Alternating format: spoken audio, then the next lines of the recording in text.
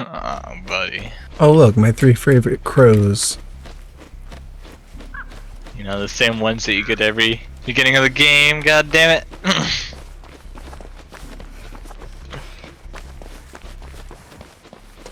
Alright, what killer is it? I need to get chased. Oh, a Legion, okay. Legion. Oh, Susie.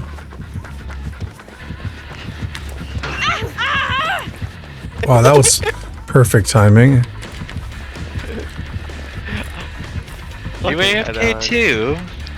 God damn.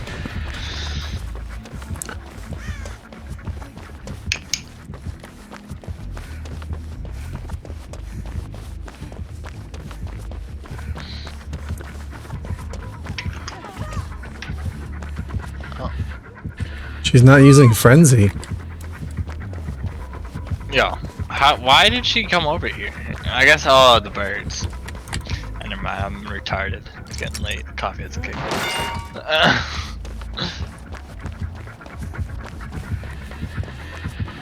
Sorry about that. I'm back. I had to answer a couple questions about the homicide. Oh, makes sense. Makes sense. Figure anything out? So more so what it is that we're trying to figure out now how the brother received these text messages and how the body went from being in a random house bleeding out in a bathtub to in the woods. Yeah, well, somebody moved it there. Yeah, I was gonna say you moved it. Yeah, but Well, that's, yeah, that's but the they made the question. details in between, of course. Oh. Absolutely. It's who moved him, how many people Well, the were guy involved. that killed him, you'd assume. Yeah, but innocent until proven guilty. They need evidence. They were given a location of the fucking house. legal system being shit as always. Come on now. They were given an address to the house. Well, they went to that house and they said that that bathtub at that house, that was like a broken, rundown house, and like not in the middle of nowhere, but like a good far space in between. It's just a rundown building essentially. That bathtub contained no human blood. So they're like, okay. Well, that may not have contained human blood, but then where is the bathtub that he supposedly bled out in? Now, granted, you can clean up evidence of blood, you know. I was Like, what do you mean? I mean, how could there be Like, no traces fill a of bunch blood of going fucking- down the So drain? UV lights. Oh yeah, the drain still. But then, wait, you're still washing chemical. I don't know, but that could still be all the chemical product would still be going down the drain. So, okay, so you could use bleach to clean up blood, and it's really not going to give you the effect that you're going to want. It's going to look like as if it's, instead of looking like blood under a UV light, it might look a little more like discolored sperm under a UV light. But essentially, you're still going to see a residue under a UV light or a special black light, any type of special light that they use for it. Now, if you want to get rid of Oh, that God. trace evidence, you're going to use Yeah. OxyClean. OxyClean will get rid of every fucking thing. It's very, very versatile. You would use OxyClean, and that gets rid of that underneath the lights. That, along with mixtures of a different type of water, depending on the surface. So, like if it's wood, you're gonna want to use cold water with OxyClean. But you don't want to use warm water, because if you use warm water with OxyClean on wood, all that does is damages the wood, and then it may not look like a blood stain, but it's going to be damaged wood in an odd space that a body was probably laying. So you got to be very careful with the products, the type of flooring. So that's how most people don't get away with murders, is that people are really truly, you know, unknowing. So, but ultimately they need to find out how he got to where he got. Most murders are just acting off of emotions, no? It's not really Yes. plans of things. Come on. Yes, they are. Don't a most lot of murders go unsolved? It depends. So most murders go unsolved in a small town in which not a lot of horrible things happen. Absolutely, those can go unsolved. But you'll find out who murdered somebody in a larger city. Why? Because typically everybody knows somebody in connection. So what we're looking at when somebody gets killed is who's immediately closest to this person.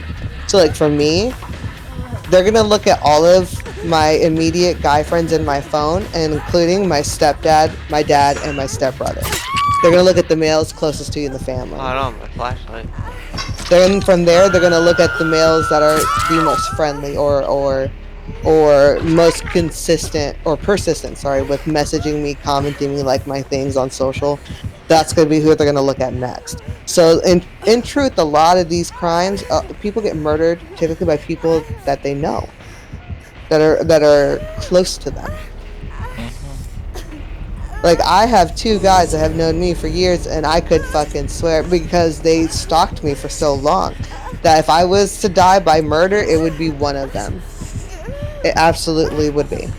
Because what they do is this one kid was very, odd, but I stood up for him in middle school, and then introduced him to some of my guy friends that played Yu-Gi-Oh! And they all ended up hitting it off really, really great with each other. And so much so that he became a regular part of our friend group. Well, we had a couple classes together in 9th grade. And because in my 9th grade, you had 7 classes a day. So I had him maybe 3 classes of those 7. And he always would just sit next to me, which is fine. I didn't have that big of a deal about it.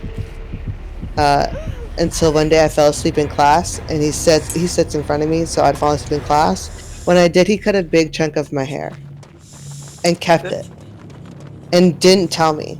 I had no idea I was missing a chunk of my hair until I went to straighten my hair the next day. And I was like, yo, when the fuck did my hair get cut? He told me years later that he cut my hair because he wanted to smell my hair. And it was just so pretty that he wanted to keep it. So when I was asleep, he'd cut my hair, kept it for years, and then told me that just randomly when he had found out at that time I had dumped one of my boyfriends. I was like, wow, that's really fucking weird. I know for a fact if I was to die by murder, it would be probably him. The other one would be that weird Mormon motherfucker. Ugh. So yeah, most murders do actually get solved. It's if they're in a small town, typically not, because it's like your next door neighbor could be a totally normal guy, have no record with law enforcement, just a simple dude, and then in reality he becomes infatuated with somebody because he is obsessed suddenly, and then he can go and stalk them, kill them, and then he's never had any connection to them. They're not on social medias. They're not in the same circle of friends groups. Okay, then at that point, and he's smart enough to at least wear gloves and a hat and a jacket, like outfit that he hasn't worn before, that he didn't purchase all in one go, or items that you had that are undistinguishable, like there's no logos, nothing like that, and it's fresh and clean. Sure, you have that, and you have some gloves, and again, you don't follow my social medias, and you don't look up my social medias, or if you do, you do it in incognito mode, or in a way that can't be traced on a computer, then yeah, they would have no idea who you were that murdered that person.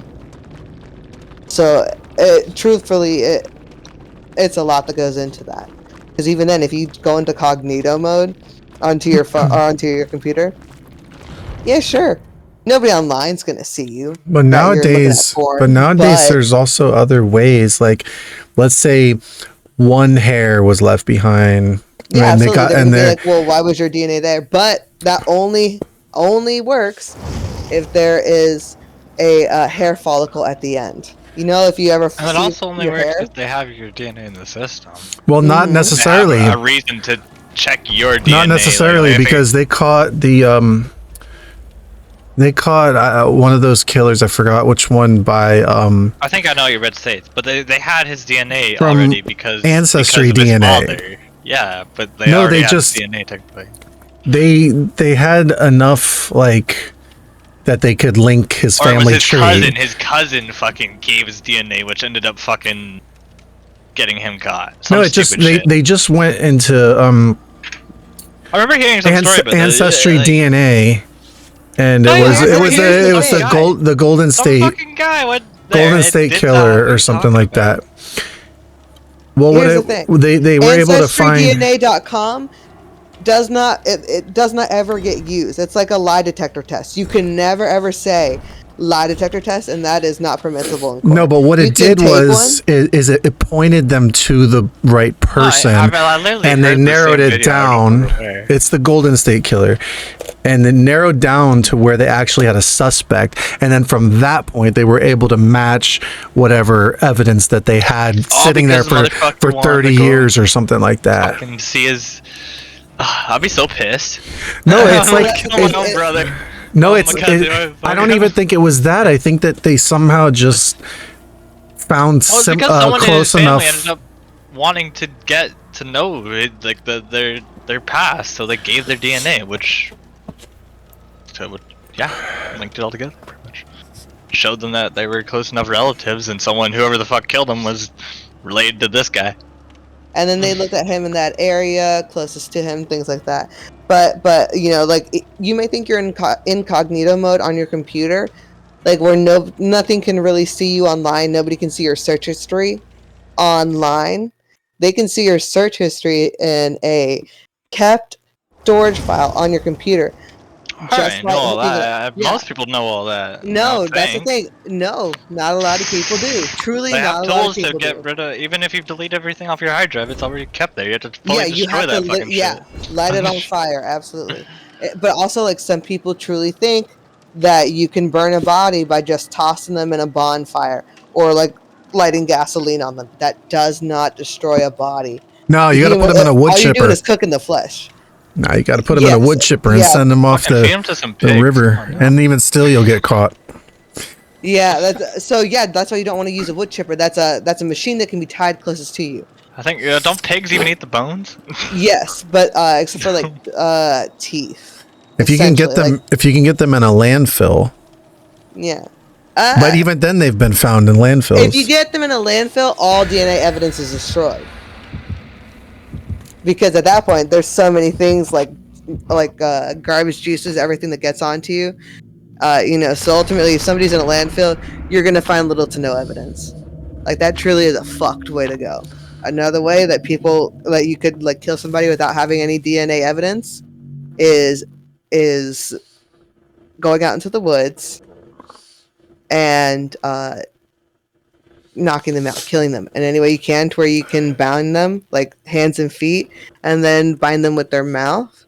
You're going to strip all their clothes off, and then you're going to leave them for the hogs or the animals out there.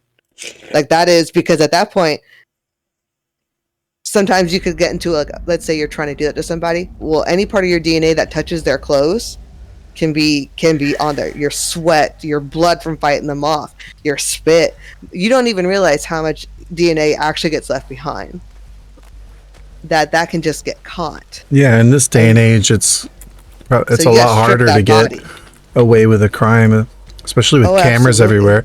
But here's the thing, though. Nobody ultimately gets away with anything, because when they die, they have to stand before God, and they'll be judged at that point. Well, it all depends on your beliefs, then. It doesn't depend. No, it doesn't. It doesn't depend on your beliefs. It depends on whether or not it's true. Because you could believe whatever you want. Just listen. I really thought on it. Whatever you truthfully believe, like, because when you die, you get like I don't know the exact science behind it, but there's like some chemical in your brain that like kills you off, puts you into a forever sleep state, whatever the fuck you want. I know there's like a drug that you can get, like you could get done before death. Or whatever, essentially. I don't know how to explain this properly, but either way, it's like this really bad trip. So whatever you're truthfully believing whenever you die, let's say because you believe in God, truth, or God and hell, being bad, being good, so you died, your mind, your state of mind would take over. And since you believe these things, they would essentially become your reality, if that makes sense. But that has absolutely nothing to do with whether or not God truly exists and does judge the world. Well, that's now, the thing. When you say God, do you mean a God or the Christian God? Because sure, you could believe a God may exist, but definitely not going to be the Christian God. I believe it's literally just because the how do you explain? No, what I'm saying is very simple. There either is a God that created the world, or there isn't, and what anybody believes has no bearing on whether that's true or not. Like, I could believe all day that there's a God, and if there's not, there's not, and I could believe all day that there's not a God, but if there is, then there is. Our beliefs don't dictate whether there is truly a God or not. a person of science. Like I could believe I can fly, but that's not gonna make me fly. Here's the thing. I believe. But following that logic, you would though. Like if you created airplanes, you can then suddenly fly. So did you do that, or did God give it to you? Well, I'm just talking about like I'm just giving an example of like, oh, I'm gonna physically levitate and just fly in my body. Not talking about building an airplane, but I'm saying there's a lot of things we could believe. I can believe with all my heart that I'm gonna be in the NBA, a professional basketball player, or the NFL, a professional football player, and it's just not gonna happen. I'm not even built for that. You know, it's like that's the mentality of today. Like if you're a guy and you believe you're a woman, like you could just be a woman, but genetically, talking about science, you're actually not a woman. Oh yeah, that's something I will absolutely stand on. As a female, I love being a female. I love my femininity. And you can be a trans, fully transitioning to that one gender, and I can absolutely accept that. But scientifically and biologically, you're actually not that. You're just altering yourself. They will never, but at that point, if you go through that full process, but you identify as that gender, okay. I will absolutely respect whatever you want to be called. Like there's never going to be a man. There's never going to be a male that legitimately gives birth. No, you have to have a uterus. I'll still hit it. And your hips will, oh yeah, absolutely, hit it. But like, yeah, the male's hips will break. They don't have the same bone structure that a female's does in order to widen, in order to give birth. They don't have a uterus to even do that. And those are really the only two things. And our spines are built a little bit differently. Ours are meant to carry the full weight of excess weight that a man's is not meant to. Our center of gravity is different than ours. Absolutely. In other words, women and men are different. Yeah, like how you can determine who somebody is if you find skeletal remains, you're gonna look at the hip bone. That's the quickest indicator to tell if someone's a male or female. The hip bones are very different, and there's a separate part of, not cartilage, but I can't remember the word for it right now. I'm tired. It's this is what helps a woman's hips widen that a man's cannot do. And then if you can't find it on that, then you're going to look at the mandible. You're gonna look at the eye socket shape. You're gonna look at the brow shape, or the forehead, the brow area. That's also different for males as well. It's more protrusive. Like it sticks out more. But also, there is 3 types of skulls, and only these 3 types. You're either mongoloid, caucasoid, or negroid. That's it. Those are the skull shapes. Why is it so labeled necessarily? I guess I could say. Why is it labeled necessarily? Is because caucasoid facial shapes, negroid facial shapes are different in the cheekbone to nose bridge ratio. Mongoloid is different from negroid due to the skull shape. Negroids tend to be way more elongated. Mongoloids tend to be wider and way more slender. Then it's things like that, really. Ultimately, I'm not going to go into that because I'm sure that's going to bore you guys, and I'm sorry, I don't mean to ramble on about that. Well, humans made up those names and categorized them based on facial features. Bone structure. Yeah. But, I mean, they'd all be 100% human. It's just so, absolutely, 100% human. They're just, they're able to tell more of, like, ancestry, heritage type. Mm-hmm. Like in natives such as ourselves, like we have certain type of dental that you won't find in almost any other race. So I mean, like there's little things to differentiate between such uniqueness of the human race. I just truly find so beautiful, like so interesting. It's why I want to get a degree in osteology. I want to get my master's in osteology. It's probably similar to how, like, you can say that, like, there's a Labrador, but then there's a poodle, but ultimately they're both dogs, and they could also interbreed, and that's how you get the different quote-unquote species of dogs. Labradoodles. Yeah, but they can all interbreed because they're all dogs. And they all came from the same animal, likely a wolf. Wolf, yeah.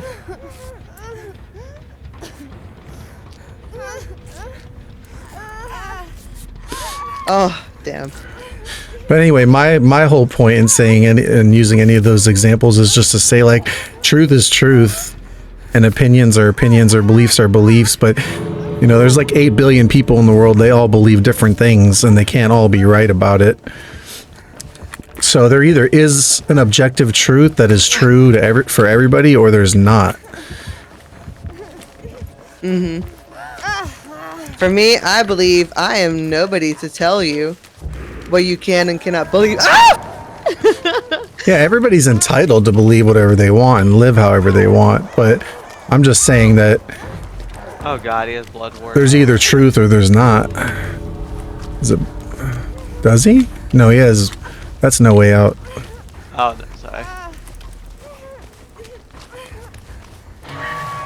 So then, Oh, Trolling, shit, I didn't what realize are you you were that. religiously? I can assume that is going to be religion that you are. Well, I'm not really a. Like if you're Jewish, if you're, you know, whatever it is. For me, I am obviously amazing sounding in English, but English is not my first language. I did not grow up with the Christian mindset as much as I grew up with the mindset of actual Hispanics that are non-Catholic and Christian. So for me, we have Santa Muerte. We actually have separate deities that we do worship. And yes, we do believe in a God, but it's not going to be the same God that you're going to want to believe in or how you view them. Because, you know, Catholics view God differently than Christians view God, but it's still God. You know, Yeah, again, but it's still God to us, but we view it differently. But at the same time, I also was raised Native as well, so it's not God; it's the great Creator. See, what I believe is that God made humans in God's image, and God defines who God is. But humans have taken on this idea of where they could just make up whatever God they want and define God however they want to make God in their image. So it's like basically this, right? My God, you know, likes all the same TV shows I like, and my God likes the same video games that I like, and my God likes the same music that I like, and you know, Crawl to the door, crawl to the door. but that's kind of like how, you know, that's how that's how everybody feels. Like they feel like they can have their own God that they can put in a box, and their own God is okay with who they are and how they live and their set of morals and all that. Absolutely. I mean, that's how you get Mormon God. That's how you get Christian God. That's how you get Catholic God. That's how you get those different gods, right? People believing that. Now, then more people will believe my God over your God. Well, my God's not wrong. But it doesn't matter. It doesn't matter if the majority believe a certain way, because the truth is going to be the truth. Like yeah, we'll all find out in the end. Crazy truth, though. What if it's that person's crazy truth? Then now what? Just because you think that yours is right doesn't mean it's right. And then saying, you know, like when somebody's like, oh, well, my religion's right because I say it's right because that's ultimately how it's going to be at the end of the day. It's like, you can't be like that. Like, you cannot. You can have your opinion, but your opinion is still that, just your opinion. Because unless you died, spoken to your God, came back, and you've gained something from it. Because you don't talk to God and then just come back as normal. No, at that point you come back as prophets or touched or whatever it is. You have something to prove it. But if you just come back, oh well, I spoke to God. There's no way anybody can prove to somebody else, because the bottom line is people believe what they want to believe. Like, you could show me all the evidence in the world about whatever you want, and I'm gonna believe what I want. Like, let's say Did anybody else get kicked? Kicked I from think what? Jay did. Oh. From the game? Did he pass out? Jay. Oh, there you are. So like let's say I'm married and you find out that my wife is cheating on me, right? And you gather all this evidence and you bring it to me and say, look, I hate to be the one to tell you this, but your wife is cheating on you and here's all the evidence. Like if I don't want to believe it, I'm not going to believe it. Absolutely. And you could show me all the evidence in the world, but if I don't want to believe it because it's going to shake up my world or whatever the case is, it's going to ruin my happy home. You have faith in your partner. Well, I mean, even if it's true, like what you're saying is true, I'm choosing to believe a lie because I don't want to believe it. And that's kind of how it is. I could make up evidence. I could Photoshop right now. You kissing another female and I send it to your girlfriend. Well, hey, look, here's Prophet. It's proof. It's him literally kissing another female. I mean, that comes out as truth. Can you actually do that for me? No, but like obviously Photoshop exists. But so you get what I'm saying is that some evidence because I could make it evidence. Yeah, but the evidence wouldn't matter because the truth would remain the truth. It's either true or it's not. But it's true because there's a photo. Using your logic, that's a doctor. I could show you evidence, and then you could choose to not listen to that evidence. Yeah, and sadly, that's what a lot of quote unquote science, what things are called science, is based on a lot of false evidence and a lot of just basically lies, flat out lies. A lot of it. For me, I don't judge. I don't care what anybody is. I'm perfectly fine. Because I have my beliefs. I enjoy what I believe, and I'm not going to push my beliefs on somebody else. I'm not going to tell them that at the end of the day, you're going to meet my God or anything like that. I'm never, it's not fair to people.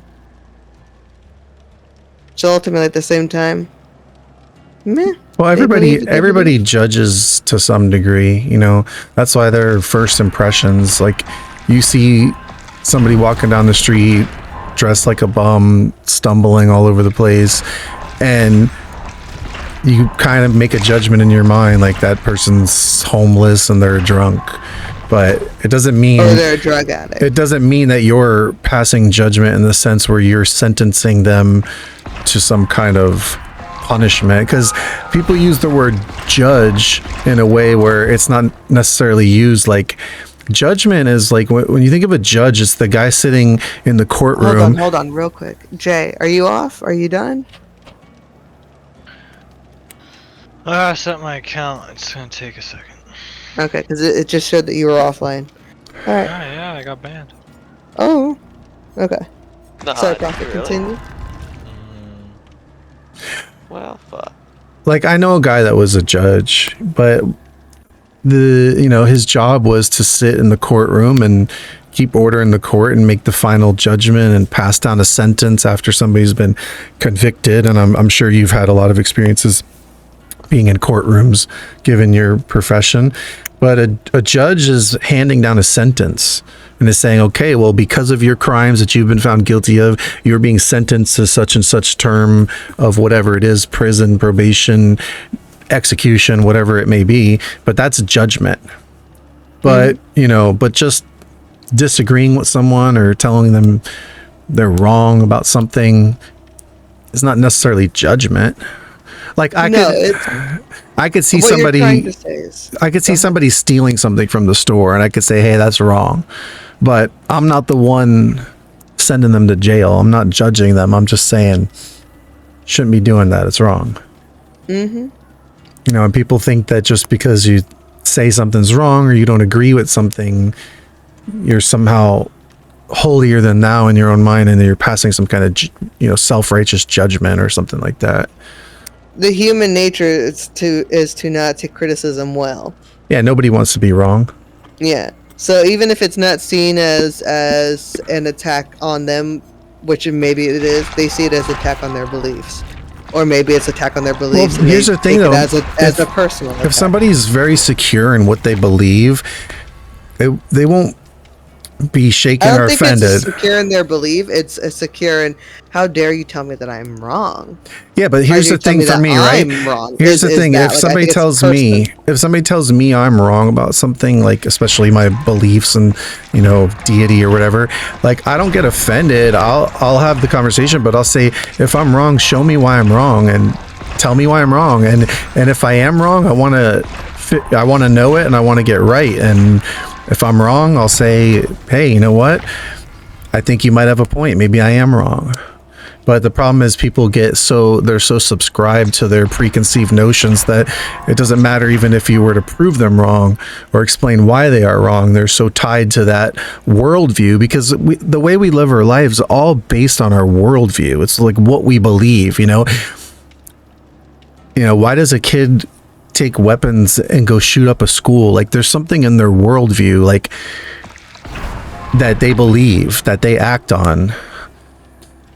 So it's like we act on our worldview, and our whole world revolves around how we view life. And do you think that you evolved by random chance mutation over billions of years, and there's no God, and we just happen to be by some kind of mistake that just happened? Yeah, absolutely.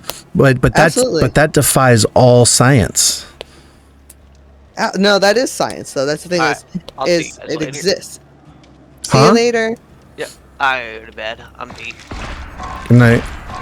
But that defies all like science, like the laws of thermodynamics, is that energy can neither be created nor destroyed, and how everything is on a deep. So they explain it as like nothing evolves to get better; everything gets worse. If you leave your house sitting there with your computer and your car in the garage, all you have to do is leave it there, and it's going to slowly deteriorate and fall apart and break down. It's not going to evolve into a spaceship or something. No, because only sentience, only life, only something organic can grow and mature. Trees were actually grass at one point, right? So things do evolve. Out of random chance, that blade of grass turned into a tree, and that tree turned into multiple species of trees. Yeah, I don't just take that for science. I don't take that for face value that a blade of grass turned into a tree, because there's still grass. Mm-hmm. Like you see grass and the trees, so like where's the evidence that a blade of grass turned into a tree? Look at marine life. Anything that's swimming in the ocean can be considered a fish. Jellyfish, seals are aquatic mammals. Something aquatic is what? Fish.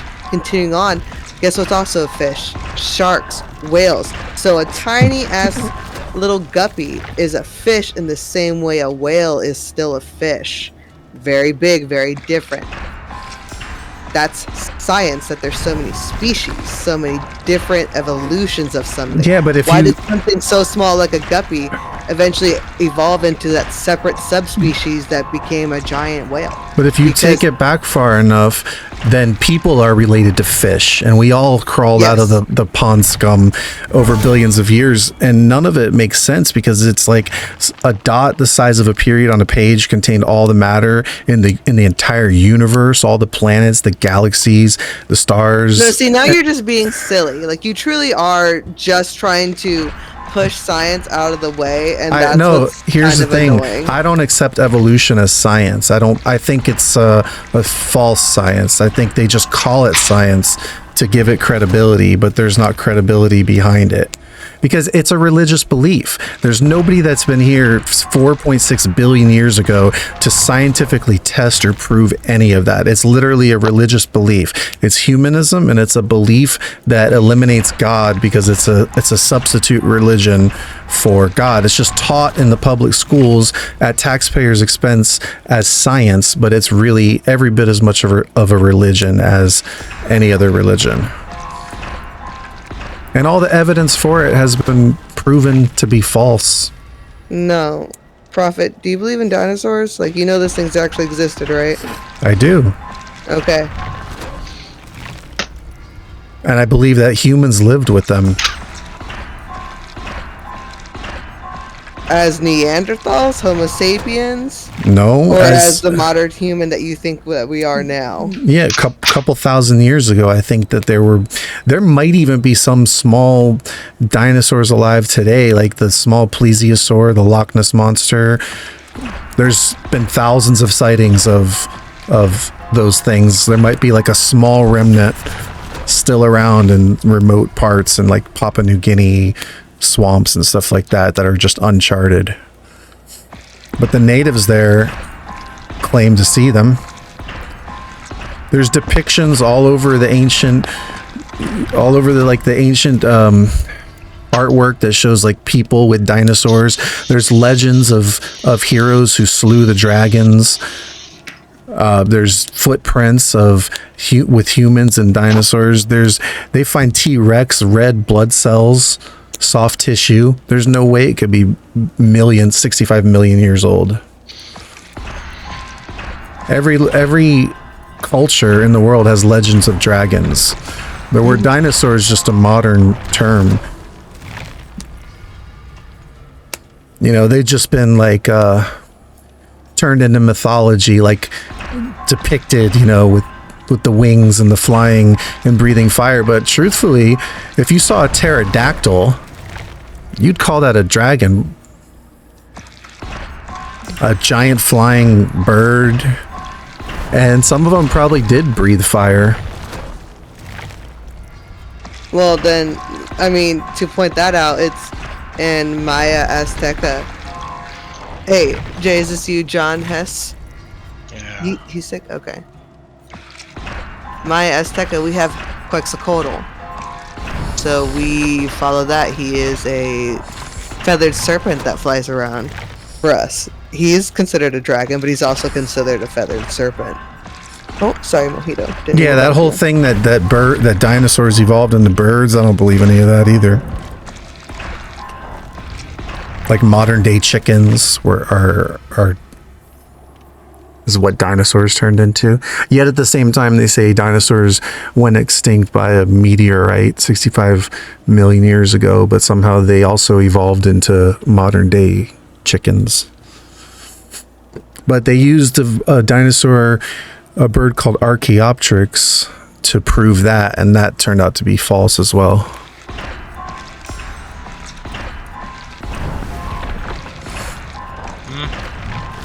I mean, if you really study it, like, you'll find that all the evidence for supposed evolution. I've just been like creating vibrations in my ear. I'm not understanding how this shit. Yeah, well, like I said, it's all very sensitive subjects because it's worldviews, and people build their whole life around their worldview, and for anybody to come along and say, hey, too long ago for me to give a flying fuck. Don't care. There you go. I have no opinion on it. I have no care. I have no real belief in it. Fair enough. When we're talking about like the end of the world type shit, I don't got no belief on that either. That's what I was trying to say. What brought up this whole thing was that I believe when you die, your chemical in your brain just makes your thoughts a reality. Is what I'm trying to say. But if your brain shuts down.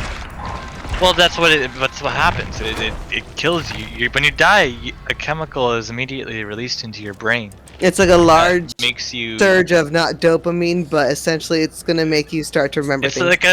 It's like a forever sleep, and so it's like a really vivid dream, but you're forever dead. So it's like it becomes your reality. So my belief is whatever you're thinking at the time is what happens. If you think God exists, then you'll fucking show up at God's doorstep the moment you die, because that's what you fucking believe. That's what I think. I like it. But what I'm saying is, if your brain shuts down, you're not gonna have any thoughts at all. Well, that's what you won't. It'll be like. So that brief moment might be. It'll be a brief moment, but it'll be a forever. It'll be a forever. Because that's the last thing that you remember. But you're not gonna remember it because you're gonna lose all consciousness. Your brain will be dead. You'll have no thoughts. It'll be like a light switch. Mm-hmm. So in other words, for a brief moment, you'll feel great. You'll be whatever, and that's why I think things like people saying, "Oh, I've talked to God," or "I've talked to this," or whatever the fuck you want to believe, or like go back to and like look at like videos or something. I believe that all just happens because of what I just said, because they truthfully believed it, and that's what happened. They died for a second. Got to do whatever. They got to have that memory bit. Only this time they got to come back, so they remember. Yeah, but that just brings me back to my point that either there is a God or there's not. And when we die, if there is no God, then it's probably like what you said. Everything just shuts down. We lose consciousness and we go back to nothingness. That's the way I've always thought of it. So if I die, I'll probably only ever believe. I'll be a black light. Even if it's all based off what I just said. My truth was like I don't believe in anything, so I'll just be black light. It'll be dead. Yeah, but what I'm saying is that if there's a God that created everything and that we belong to Him and He owns us, and then we're going to be judged by that God, then you're not going to be able to just shut down. You'll actually have to stand before that God and give account.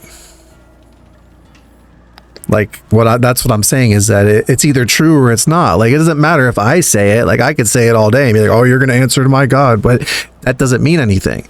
It's either going to happen or it's not. Like, it's either true or it's not. And, that should be a serious matter for at least people to investigate or be somewhat concerned with. But, I find that there were times in life where I wasn't concerned with that, but then things changed, people in my family got cancer and people started dying, and there were births in the family and deaths in the family, and things make you... Dude, I lost everyone close to me. I on that train of thought, I should definitely think it's all real and fucking believe in it for sure, because I would want to meet everyone that I've lost. Well, it's not something to just automatically, say, oh, I'm just going to believe this because, but it's something that gets your thoughts, your mind thinking. And all you really have to do is get to a point where you just say, God, if you're really there, I want to know. And if you're really out there, I want to know you, and reveal yourself to me, and I want to know. And that's it. It just takes a heart of wanting to know. But if you say like, I don't want to know and I don't care, then don't expect anything, then it's just going to be like... But I can say this right now. If God in any way existed, in the ways that anybody would think of, and they asked me if I want to get reincarnated, like how they send babies as angels back down to earth and all that stuff that kids remember speaking to God in their past life, things like whatever it is. Well, none of that's... I'm done being reincarnated. Yeah, none of that's... This is it. This is my last hurrah. I'm pretty done. I don't know where any of that would even come from. Like, I don't believe in reincarnation, and that wouldn't be biblical either. Oh, it is, absolutely. What? Prophet? It absolutely is. And that is a very Christian or Catholic join belief. What? Reincarnation's not something... Is that... Oh, that angels get reincarnated as humans, absolutely. That's not something you'll find anywhere in the Bible. It absolutely is. Like abortions are in the Bible, right? Abortion as in what? As in abortions are in the Bible. Join demon. Like as in they happen? Yeah. Well, yeah. Absolutely. They've always... people have always... But it's not a bad thing, though, if abortions happen. As written in the Old Testament. If a woman was to admit her sins to her husband and to the father, then she would drink upon a juice, and then the father would reach inside of her and help take out whatever was left of the thing inside of her that did not die, the sin, as it was put. Like, abortions absolutely happen in the Bible, absolutely. And the Bible also says that life begins at first breath, not at conception. So I could abort hundreds of babies inside my tummy, but it's not a sin because they're not breathing. So don't go based off of biblical things. Like, don't ever sit there and say, oh, that's not in the Bible. Oh, you'll find very much so. Well, you would have to tell me. You would have to tell me. The thing with me is, like, as I grew up, like, people always said, like, this is what's in the Bible or that's what's in the Bible. And I never knew because I didn't read it, but I always kind of said, "Hey, I just want to give it a chance." You'll find out how. Well, that's what I'm trying to say. Is that very different? That's what I'm trying to say. Is that when I versus what your preachers when I actually did read it, I found that the things that most people said were in it weren't, and then I found things in it that I was like, "Wow, I can't believe that was in it." Like, just popular phrases and things that we hear all the time, and I'm like, "Oh, okay, that came from the Bible. I didn't even know that." And but the things that people said were in it a lot of it weren't. So you'd have to say like what Bible book and what chapter and all that stuff is something's in, and then not only that, but you'd have to put it in the proper context, because I mean, this is what like all false religions do, is they just pull things out of context and make it say whatever they want. Like, okay, you could take Genesis and God made every green herb and said that it was good. Okay, so now Rastafarians say, hey, see, God said it's good to smoke weed. You know, but it doesn't say that. My mother said some shit along them lines. I don't want to hear that. She said, "Hey, it's grown on the earth. As long as it doesn't get further than that, yeah, it's fine." So poison ivy is also grown in the earth. You know, do you want to consume it? Yeah, and I'm motherfucking immune to that shit. That shit don't bug me. I love it. All my friends would catch poison ivy, and I was like, "How, man? We all went to the same fucking place." See, so that's weird too, because I'm not sensitive to it, but my friend Quinn, she has to go to the hospital. She's like that deathly allergic. Oh man, my buddy, his legs would get all fucked up and his face would start getting fucked up because he'd be I would his get face, itchy, but it wouldn't be a painful itchy. It would just be like irritation itchy. Oh shit. Anyway, like, my sister gets it super bad. She gets it so bad that she like the wind fucking blowing it at her can give it to her type shit.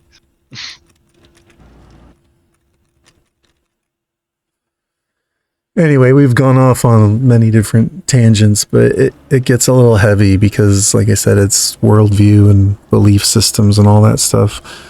But I just think truth is truth and error is error, and I don't sit here and claim like everything I think is true and everything's 100% right. I admit that I could be wrong about things, but if I'm wrong about it, you know, show me the evidence and show me why I'm wrong about it, and I'll consider it. But I looked into all that stuff. Like, I not only read the Bible and looked into that, but I looked into different religions and studied philosophy and psychology, and also studied science and evolution and all that stuff. And that's just where it brought me, like looking into everything on my own. I'm not just like, I wasn't just born this way and believe what I was taught. I was a skeptic. Like, at one point I was just agnostic. It's similar to what Jay's saying, is like, I kind of had this attitude, like, I don't know and I won't know until I die. I don't believe in anything. That's all I can say about it. Yeah, I had this attitude of like, I don't know and I can't know and I won't know till I die. But, you know, that just changed. Because I think when you encounter God, like, for real, you can't really deny it. It's so overwhelmingly powerful that it's like realer than anything that you've ever experienced. And for me, I'm trying to remember the full thing of that verse, but it used to be something like, and then the Lord said to Moses,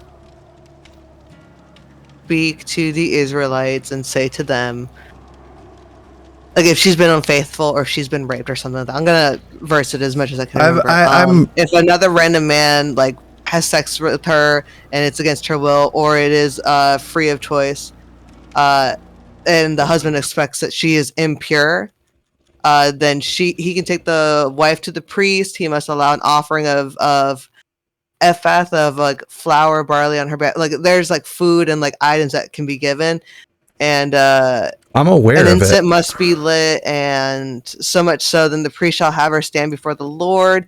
Then he shall like take some holy water into a clay jar and like mix it with some tea, and it's a juice. Mm-hmm. And then she's to drink it. Okay. And from there, it's man, they go into more about how to extract the child from her too. I can't remember it though. I know what you're talking about, but I think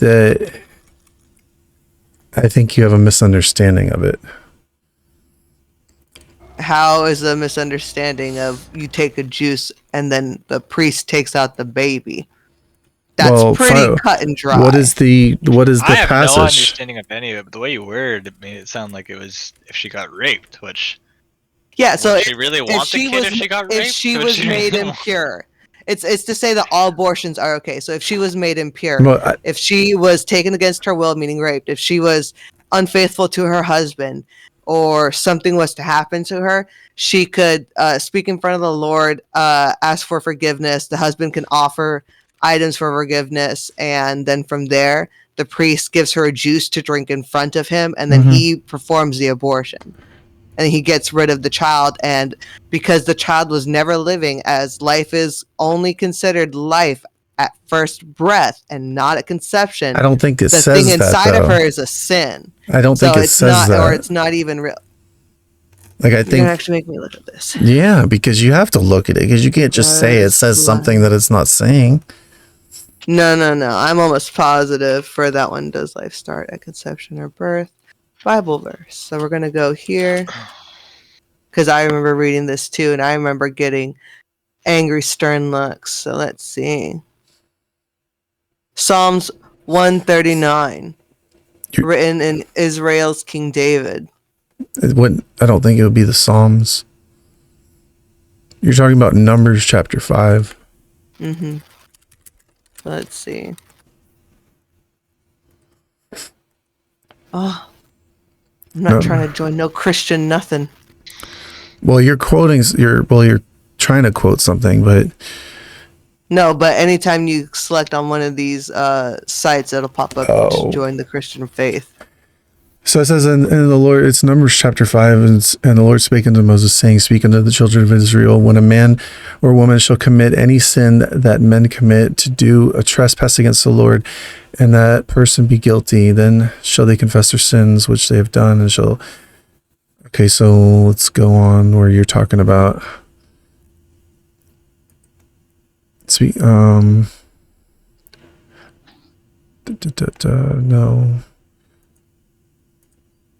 Okay, here it is. Then it says in... Give us the link to what you're looking at, because we can read it as well. In this chat here. So it will be down to it's chapter 5 and down to verse like 18-ish or 17. Priest shall set the woman before the Lord and uncover the woman's head and put the offering of memorial on her hands, which is the jealousy offering, and the priest shall have in his hand the bitter water that causes the curse. The priest shall charge her the abortion juice by an oath, and say unto the woman, If no man hath lain with thee, and if thou hast not gone aside to uncleanliness with another instead of thy husband, be thou free from this bitter water that causes the curse. Right? So he's basically saying, if you're innocent, this is not going to do anything to you. But if thou hast gone aside to another instead of thy husband, and if thou be defiled, and some man have lain with thee besides thy husband, then the priest shall charge the woman with the oath of cursing, and the priest shall say unto the woman, Lord, make thee a curse. And now you gotta keep in mind what is cursing. That is abortion. That's what that is. That T for abortion, literally taking out the curse from her, that is a juice to take out the abortion. As I told you before, that because it's not considered a life, it's called a sin. That right there, that's the curse. And the water that causes the curse shall go into thy bowels and make thy belly to swell and thy thigh to rot. And the woman shall say, Amen, Amen. The priest shall write the curses in the book. Right there, it gets right out of it. That's the thing, is that Bible, it is there. And Genesis 2:7 continues on, life begins at first breath, not at conception. Well, this is saying, okay, the water that causeth the curse shall enter in her and become bitter. Then the priest shall take the jealousy offering out of the woman's hand and shall wave the offering before the Lord and offer it upon the altar. Okay. So first of all, this isn't necessarily saying that the woman is pregnant. And Prophet, don't you fucking dare. Well, you are literally reading it right there. Well, first of all, I even told you before, that thing inside of her is considered a sin. It's not considered a life. Life begins at first breath. But listen, this says, quoted to you the chapter 2. But this says that is considered a curse. She is expelling that curse. The curse is that infant inside of her that she's aborting. Well, the curse may be that she's not allowed, that she's going to be made barren, that she can't have children. Because it says in 28, if the woman be not defiled but be clean, then she shall be free and shall conceive seed. Okay, so whether it be that meaning that she's gonna be able to take her husband's sperm. Well, whether it mean that there's going to be a baby inside her that die, or whether it mean that she's going to be barren and not be able to, meaning it didn't affect her because she wasn't pregnant. Again, they also thought only men's DNA is what decided the factor of if the baby's going to be male or female. Or they thought it was the woman's fault, not that it was the man's. And in reality, it's the man's fault if the child doesn't come out as a male or female. That is solely dependent on men's actual DNA. Your sperm is what's going to determine if I give you a boy or a girl, not me. Not in any way will ever be me. But back then, they thought, oh, it's the woman's fault if the man cannot conceive a child. And that's dumb.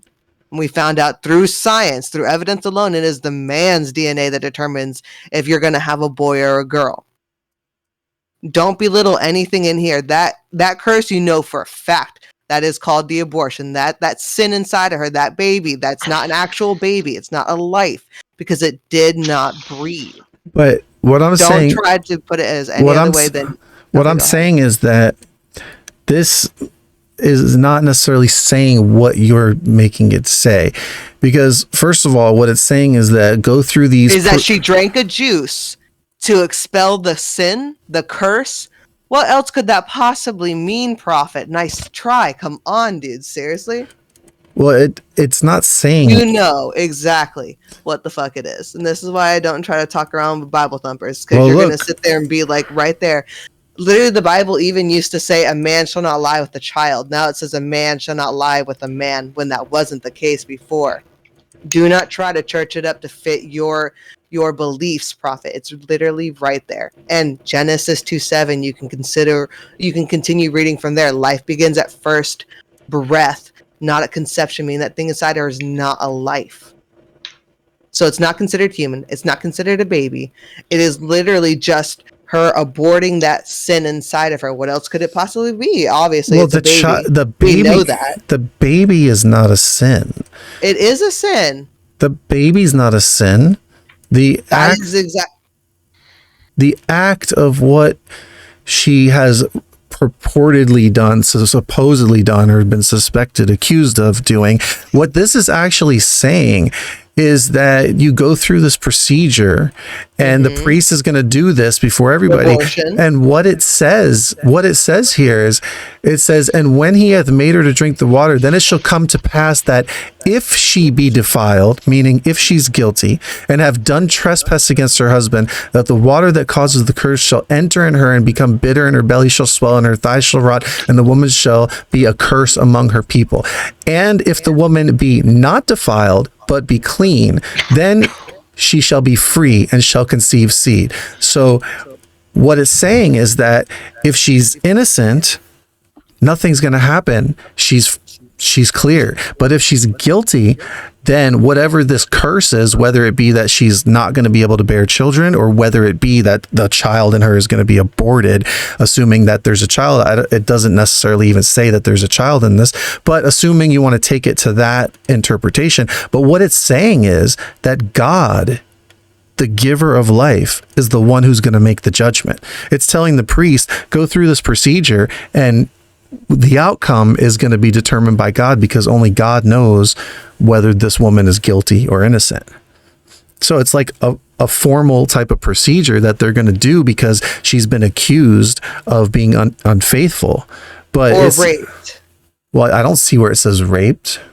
Prophet, you know for a fact it is also considered rape for them too. Men have been raping women for hundreds and thousands of years. That has not changed. That hasn't even changed back then. Literally in the Bible, it used to say that a man, if he rapes a woman, can buy her from her father.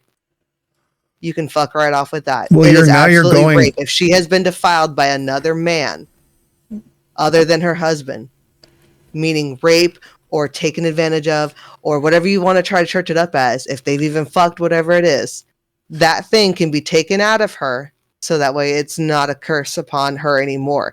What do you think it means by her thighs will rot? I'm pretty sure if it meant that her thighs would rot, she would be dead. But no, they're talking about that thing that got aborted from her.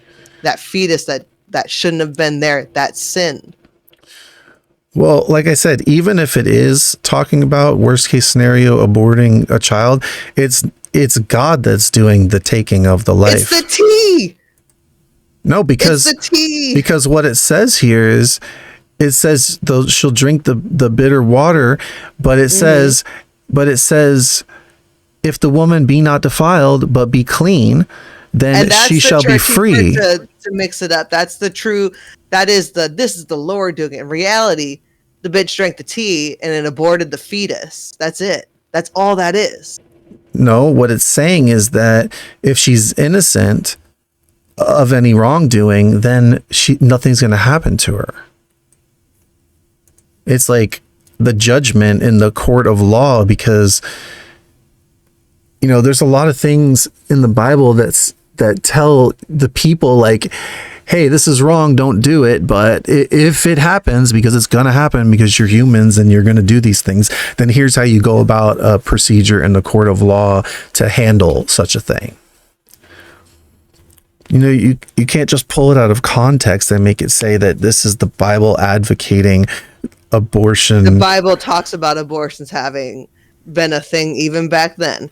Well, it talks about all kinds of things. It talks about murder and all kinds of things that have happened, because it's a historical book that doesn't hide the facts of history that have taken place. I mean, the first two brothers that were born, Cain and Abel, Cain killed his own brother Abel. It's like there's the first murder right in the beginning.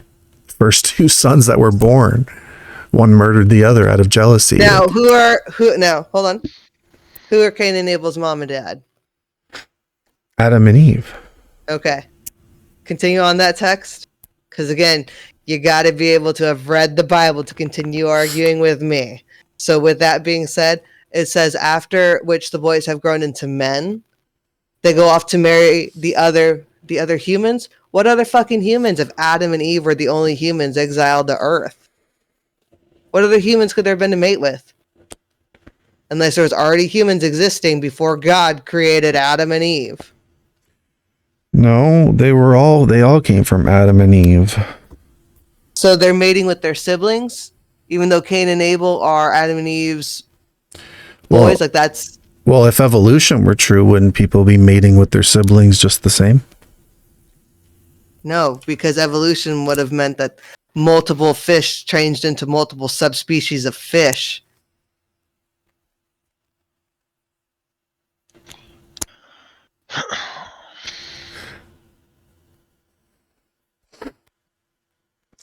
Oh no, I just don't think fish turn into people, so it's hard to really have that kind of discussion. Like there's no, you would see like half fish people. Like at what point did they come out of the water and breathe air and find a mate? Well, don't some fish breathe air? Yes. But you know what I'm saying? Fish have to live in the water and people can't live underwater. And at what point? Yeah, but some fish even breathe air. Mm-hmm. Oh. But I mean, they live in the water. They do live in the water. Yeah. Well, they do breathe air through their gills. Well, not even that. There's actual fish that will go and breathe. I don't know what type of fish. I know I've seen videos on it, but I'm not a fish guy. I know I've seen videos of certain fish that do go and breathe water though, or breathe air. If their water doesn't have enough oxygen, they gotta breathe air. I can't remember what fish it was. For fuck's sake. But you get what I'm saying. At what point did the fish come out of the water and was half fish, half human? And maybe it was just shit oxygen in the fucking water from too many fucking fish. It's like not something that could happen slowly, but it's also not something that could have just happened overnight either. There's no evidence. Here we go. According to Genesis, because Adam and Eve only had 3 kids. Where does it say that? Where does it say that they? Where does it say that they only had? According to Genesis 4, after being exiled from the Garden of Eden, Adam and Eve had 2 sons. A third came later. Cain and Abel. Seth. Cain was the firstborn son. The Bible doesn't specify how much later Abel was born. As adults, Cain and Abel took separate careers. Abel became a shepherd while Cain became a farmer, Genesis 4:2. At some point, Cain and Abel both gave offerings to God for their produce. Cain gave crops from his harvest while Abel gave sections of firstborn lambs. God accepted Abel's offering but did not approve of what Cain brought. Cain was upset and jealous as Abel. As a result, Genesis 4:5, and God warned Cain to be careful. Why are you so angry? So the Lord asked Cain. Why do you look so dejected? You will be accepted if you do what is right. Then watch out. Sin is crouching at the door, eager to control you, but you must subdue it and be its master. Genesis 4:6-7. Later, date is not clear. Cain asked Abel to walk with him into the field. Prophet, this is what you were mentioning. And from there, Cain killed Abel. God took a tactic similar to the one he used in Genesis 3:9 after Cain's parents had eaten the forbidden fruit. He approached the wrongdoer, Cain, and asked a question in this case. He asked Cain, "Where is your brother?" Cain responded, "I do not know. Am I my brother's guardian?" Genesis 4:9. God rebuked Cain for his actions and told him that from this point on, and prophet listened very clearly to what he just said, Adam and Eve were the only two humans who gave birth to their sons, meaning they should be the only ones on planet Earth, right? Here's where this is going to come at you.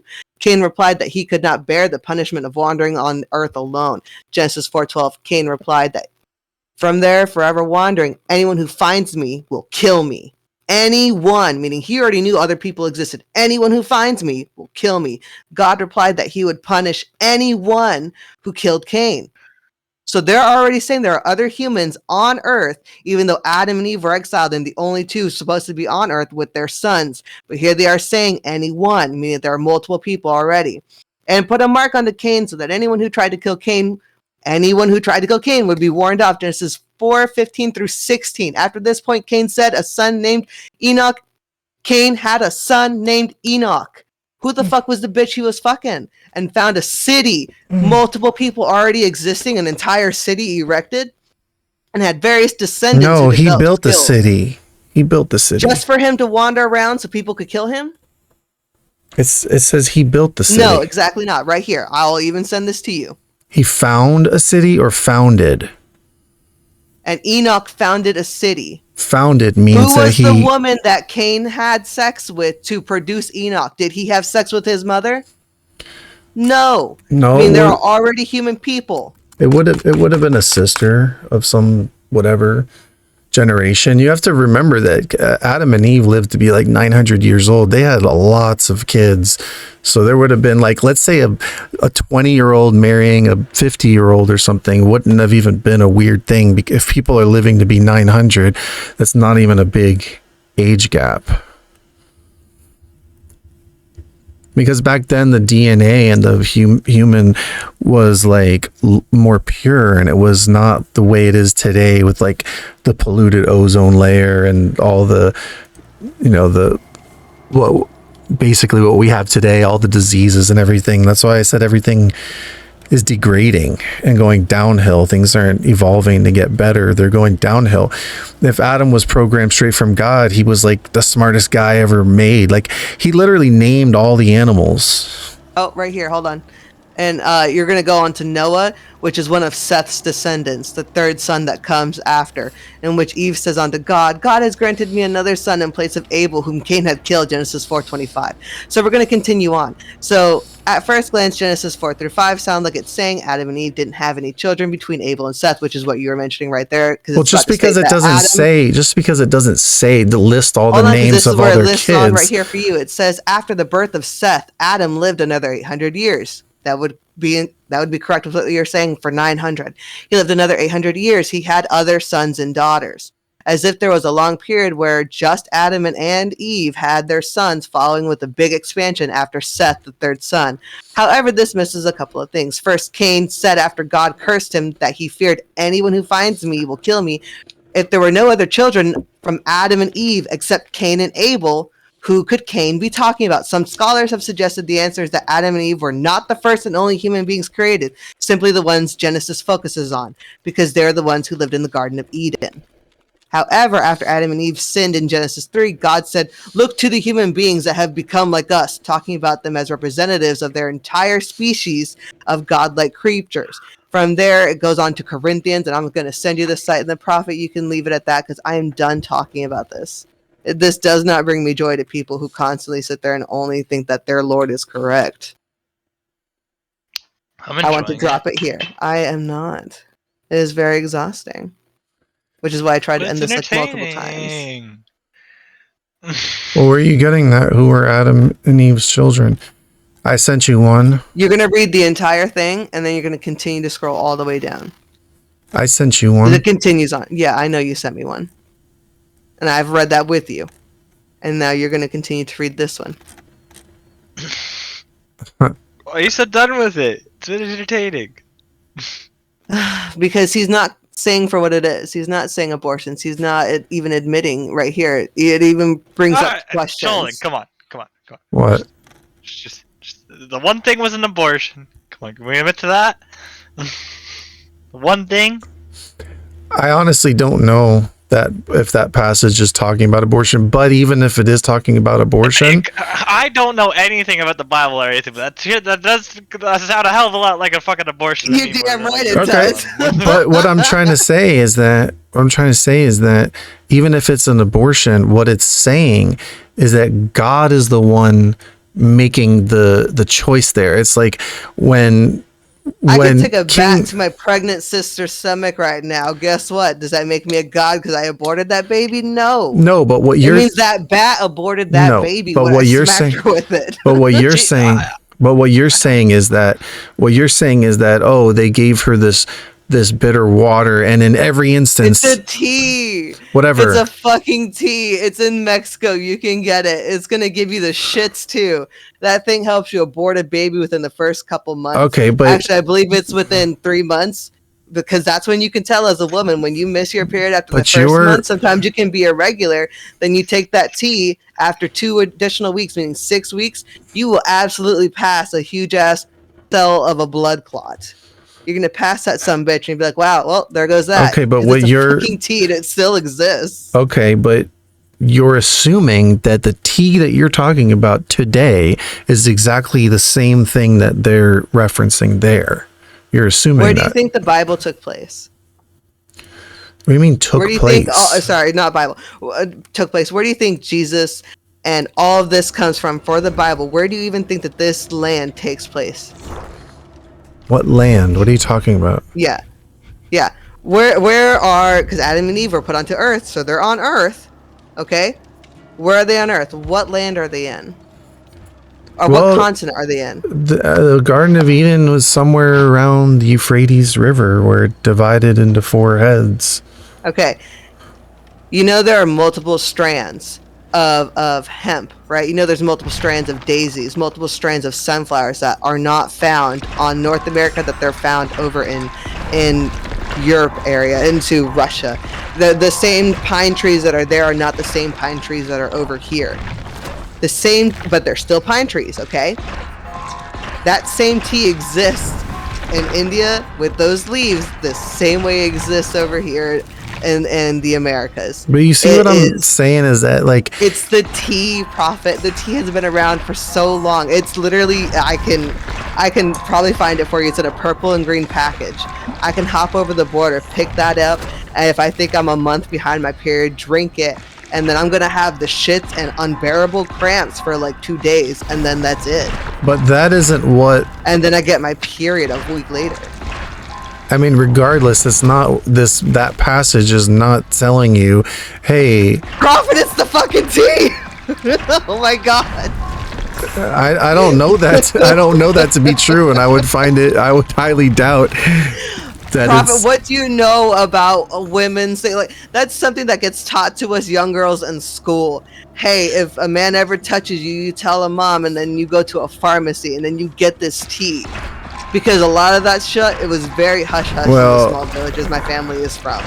You know, that's even in America, questionable. That's really not a normal thing.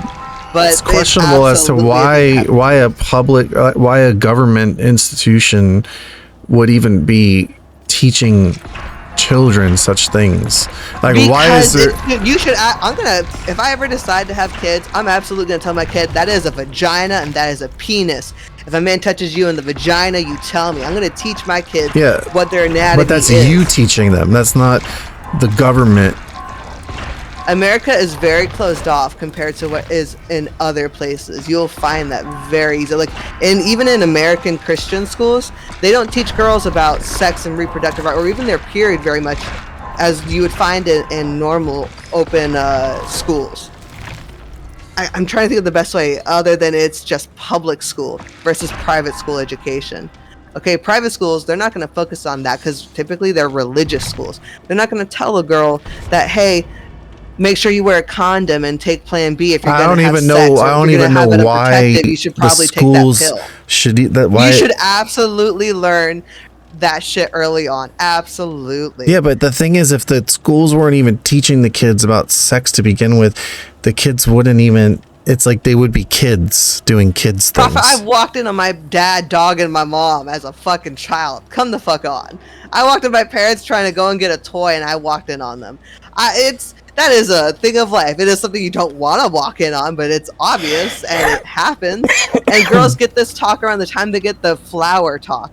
Well, you're a flower, and you got to be staying pure and beautiful because a man's going to deflower you one day. It's like, what the fuck are you talking about?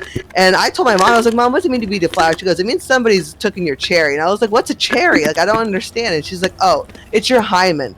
The thing that can get easily popped doing gymnastics or getting hit in the vagina or riding a bike and going over a really hard bump. Like, that shit gets popped so easily, but oh my God, if a woman has a popped cherry, that means she's had sex. No. That thing pops easier than a fucking bubblegum pop. Like, it's it's so fucking Well, that's something for parents to teach their kids. And most parents don't know that either. Well, parents apparently aren't doing their jobs if they're putting their kids in public schools to begin with. You got private school education money? Exactly. That's why they go in public schools, dude. Come on now. Education's free for public schools. Well, for the most part, at least. So, in other words, money is more important than what your kids are being taught, basically. Most people think that way. Most people absolutely think that. That's why they put them inside Christian school. And that's why we have an entire generation of messed up kids who take assault rifles to their schools and shoot up the rest of the kids. I think the most popular one would be Columbine. The next one would have been in Fruitland Park. Parkland? Fruitland Park. I don't know which one that was. It was another school shooting. It happened a couple years ago. Yeah, but and even then, it's those kids did it because they were being bullied, not necessarily for religious reasons. So that had nothing to do with that. They're getting bullied because they're being bullied by whatever reason that those kids feel like being assholes towards that kid for. Yeah, it ain't got nothing to do with religion. Well, it has more than you think. Like, they go to a school and are taught that they evolved from slime and nothing matters and there's no God and they don't have to account for anything that they do. Are you somebody that believes children, whenever they play a violent game, that you just immediately blame violence being the result of video games? Because I was playing Grand Theft Auto as like a little girl at like 8 years old, and I can tell you right now, I've never punched a guy or mugged somebody. Well, look, when I don't, like, all my life when I seen commercials on TV, I just ignored them. Like, I didn't pay attention to commercials. But there's a lot of people who did, and there's a lot of people who went out and bought the products they were selling on the commercials. And, you know, why do companies spend billions of dollars advertising if it doesn't influence the people in any way? Like, I can go play GTA and think it's funny and have a good time, and it doesn't make me want to go kill a cop. But there might be some other kid out there who doesn't have the moral, whatever you want to call it, you know, the intellectual capacity or the moral upbringing to really know what they're engaging in, and they kill the cop in the video game and think, you know, hey, I really want to do this. So it's not to say that, like this game we're playing here, you know, it doesn't mean that it's going to just breed a bunch of murderers or anything. But if there are people out there with violent propensities towards violence, you don't think any of them are in here like really taking some satisfaction about, you know, hitting people with hammers and chainsaws and putting them on hooks, and maybe they're getting... Oh, sure. In the same way that that guys will stalk me on my social medias or follow me to my parents' house to where I have to get a whole separate apartment in a separate county so they don't fucking follow me. Yeah, absolutely. If they hear about some crazy stalker story, they're gonna try to copy that same way because, oh man, somebody stalked that person and he killed that person he stalked. Oh yeah, I like that. Yeah, I get that. Believe me, I live with that fear every fucking day. Men are horrifyingly scary. Like you can't tell me for people are horrifyingly scary. No. I have never been afraid of my life walking at night with a woman behind me. But you know what happens when a man walks behind me? I put my hand on my gun. You say it for what it is. Men, dude, like come the fuck on. But it's the same way in that you could be walking down the street and somebody of a different complexion than you is gonna make you feel uncertain. Like getting all these racist comments now suddenly. You guys have seen me. I'm as white as a fucking ghost. But yeah, I'm still getting racist shit thrown at me. Why? Because something about my background. Because of my name. Because my face doesn't look like a white person's, only my skin. Yeah, sure, absolutely. I get that. I can walk into a building and nobody would really bat an eye at me, but somebody darker than me, oh, somebody's gonna take a look. Somebody's gonna clutch their purse. Like, come on. I thought you don't show your face. I have literally shown you what my face looks like, Prophet. I never seen your face. I saw one picture of you with a facial mask on or something. I swear to God, I've shown you a picture of my face.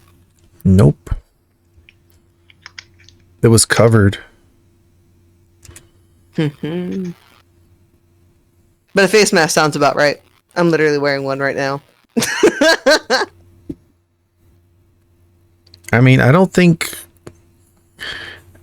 racism is just, there's one race. It's the human race. Everybody's just exactly. different. That's how I think about that. That is something I can absolutely agree with you on. And one race is human race. Everybody is human. It's like, I don't even like the terms like black people and white people because it creates this separation as if they're different species when they're not. They're just different shades of like pigment and just different shades of brown. Darker, lighter. It's just dark hair, light hair, dark eyes, light eyes. It's just, they're all people. There's really no difference. It's more of like cultural difference because people get separated into like, okay, well the black people can live over here, meaning the darker skinned people, and the white people live over here, and here's your community, and it's all creates division and separation. And everybody plays into it. And then they think like, oh, well, black people need reparations because they've been treated such and such way, and white people are all racist because, whatever. And it just perpetuates the whole concept of racism. Mm-hmm. Now, to add on to that, it's only ever been white guys that have only ever been creepy to me. So I do have a bit of a fear of white guys. Absolutely. Well, that's probably just because you've probably just had bad experiences with Exactly. That's not going to make me deter from white people. I mean, it just makes me a little weary of white men. Sure, yeah. It's like all my girlfriends have been crazy, so I have this idea that all women are crazy, though. Exactly. You can't think that way. Exactly. I don't think all white men are scary as fuck, but oh man, the men that have been scary in my life have been white. But that's not the same. Well, thing that's about also white people, because. Though. That's also because America, the majority would be considered white. I just got called brain dead from my boss. I don't know how to feel. I think the population, there's a larger majority of light-skinned people. Oh sure, yeah. So you're going to encounter when you say more. Light skin, you're counting in Asians, right? Well, you're counting in light-skinned Hispanics, Italians. Yeah, I'm just, like I said, I don't really like the terms like white and black because it's like acknowledging that there's some kind of difference in the human race based on skin color when there's not, but that's what there is that difference though. Like somebody who has darker complexion can survive in the sun and not burn their skin in the way that somebody like you as a white person could. Absolutely, there is that difference though, and it does need to be acknowledged. Again, more melanin in you, the longer you can stand against the sun's harsh rays. But even then, you're still human. You're still going to get skin cancer. It just won't be as significant as somebody who's already dark. This spirit has to be giving me all these This chase challenge I needed. She's been chasing me the entire match. Yeah, obviously there's differences in people, but what I'm trying to say is like nobody's superior or inferior based on the tone of their skin. Yeah, nobody is superior, nobody is inferior. Everybody is equal, and now it just depends on your character as a person. Well, that also goes back. It also goes back to worldview, and I believe that God created everybody and loves everybody equally, and that everybody should love everybody because of that reason. Like, no matter what you believe, if you're different than me or in any way or whatever, it's like I still believe that God loves you every bit as much as God loves me, and therefore I don't have any right to not love you. And it doesn't matter if you're different than me. It doesn't matter if you believe something completely different than me. It doesn't matter even if I disagree and I think you're wrong about what you believe. I would still love you as a human being based on the fact. And that's a way to look at it. But not everybody's going to have that viewpoint where they're going to just love and accept somebody and be like, you know what, you think differently than me, but that's fine. I still love you. They're going to think, you know what, you think different of me, and I'm going to feel sorry for you and then try to correct you by giving you love. And if you don't accept my love and go to the way I want you to, then you're still the problem because this is your viewpoint. And it gets really, really disgustingly weird. Like, when it comes to that one comment against that one Mormon guy, when he came to my door, that is the first time he had seen me. And since then he would come to my family's house consistently to ask me to join the Mormon religion, that it's great and that I'm missing out and that, you know, the Mormon God wants to love me and accept me and all these things. I mean, and that's it's a cult. And because I rejected that, because I didn't share the same views, because I don't feel that way about was it because he was he just trying to convert you, or was he one of the people stalking you because he liked you? It could be either one. Oh shit. Spirit. It could be either one. But at that time, I believe it was just he became obsessed in wanting to turn somebody new to the religion, and that obsession turned into more because he liked what he was seeing, he liked the way I looked, or whatever the fuck it was. And then from there, it turned to stalking. Well, and it would be Bible quotes, and it would be. They don't believe the Bible. They believe the Book of Mormon. Whatever it is, I never bothered looking into that religion. I don't give a fuck. Well, he would sit there and throw his weird ass quotes at me, and he would sit there and say "brethren," and that I needed to dress and act a certain way because this is what their God says, and this is the word of their religion, of their book, of their whatever. Why did you even give this guy any of your time? Because he could come to my door as many times as he wanted, and no matter how many times I called the cops, unless he does something physical to me. You called the cops on him and he kept coming back? Yes. Wow. Because that is what a stalker is.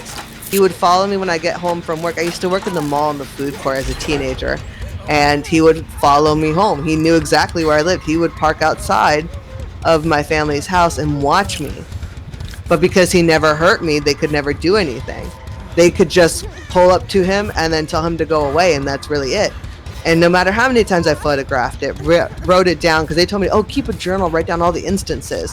And when I did that, and I brought the book in to give to them, I was like, here's this book. I filled up one full journal within just a few months of all the things he was doing. I've documented, I took photos, and they're like, oh, well, this is just to say it's a paper trail. We can't do anything with this. And I said, I thought you said that I could go to court with evidence. Yeah, if he hurt you. If he trespassed onto your property. I said, he's right there. And like, yeah, but he's not on your property. And he hasn't hurt you, so we can't even say that he's really stalking you. What happens if he's just relaxing in the neighborhood because he used to live there? And I was like, are you serious? Are you telling me right now I did everything you told me to do? That way I would be able to defend myself? Well, at that point, he hadn't technically committed a crime, but I think you can get a restraining order on anybody for any reason. No, there has to be evidence. And by evidence, it means an officer has to write a report. And just because you request a report to be written does not mean that they have to write a report. That is what being knowledgeable in this field makes you understand, and it aggravates you too, because just because you call 911 doesn't mean they're going to write down anything you say. You could be like, hey, I think I'm having a panic attack, and then that nurse, not the nurse, the dispatch could sit there and put at 2800 hours, or sorry, at 2200 hours. This number contacted us stating that they were having a mental breakdown. And then that's it. And then it goes, and they just continue on to the next call. You'd be like, I'm having a mental breakdown. Well, do you need services to contact? No. Okay, do you need law enforcement to respond to your scene? No. Okay, then. And then you can ramble all you want, but unless you're going to sit there and tell them what you need, they are not going to record every little call to you. Like, so how did you get rid of that guy? How did I get rid of him? I moved away. I moved away and took away all social medias from everything. At that time, I didn't have Twitter. I didn't have Instagram, so it was really just Facebook and MySpace that I still kept up with, but I was never on anymore, and another site, Vampire Freak, something like that. Well, I got off of all those sites, and I didn't tell even my best friends where I was moving to. I didn't give them the address. I just told them I was moving, and they understood because I knew at some point he must have found somebody within my friend group to know so much about my family, to know about my work schedule, what school I went to, everything like that, because I had already graduated school when he would get to the point of parking outside my family's house. So this man knew a lot about me, which means he most likely knew a friend of mine or spoken to somebody that was very, very close to me that would know things about me. So I cut off ties with everybody. And I told my friends when I got to my area safe, I said, hey, I made it safely. And they're like, why don't you tell us where you live? Absolutely not. In reality, I moved from one county that I'd moved back to. I had left one county and then moved back to another one. That was it. But he didn't know that I had switched. And now this county was 2 hours away from the previous one, but I moved away. And because he wasn't going to follow me, I was able to live my life peacefully for a few years. When I moved back to this county that I'm in now, that's what really kind of like made me fear for my life again. When I took the job and moved back to this county, I had to deal with the realization of, hey, he might find me again. My family still lives in that same house. I still visit my family on holidays randomly to pick up my mail. I used to have Victoria's Secret bras be delivered to my house, well, to my parents' house, because that's my address even on my license. Who's on the hook? Me. Oh, let's go get him. I used to have my bras be sent to the house, but then my packages would sit there and say delivered, but they'd be missing. It would be things like that. So he would steal bras, packages that had, you know, my family's names on it and stuff like that. So it just... It puts a primal fear into you, knowing full well that this person is capable of going to these unhealthy lengths to steal stuff, to want to harm you in such a way. Where'd the other person go? I think they left. Yeah, they left. What do you want me to do? I'm injured. Live. Just leave? Yeah, fuck it. Wait, where's the gate? Where's the gate? Okay, turn around the other way. She's I can see you in yellow. She's chasing me. She's gonna kill me. There's nowhere for me to go. She got me. Oh, unfortunate. I guess I got my chase challenge at least.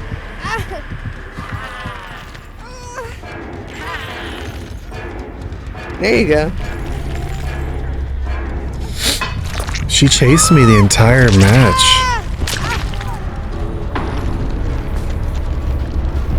There's no way I did not get the chase time for that.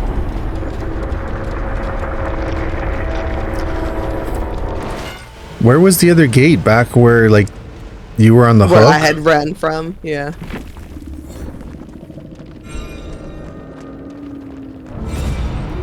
Wow. Unfortunate. Oh well. You made it. Oh no, wait. You did you make it? I died, but I got my challenge. Oh. There you go, done deal. I'm fine with that. I think we were abandoned by our friend there.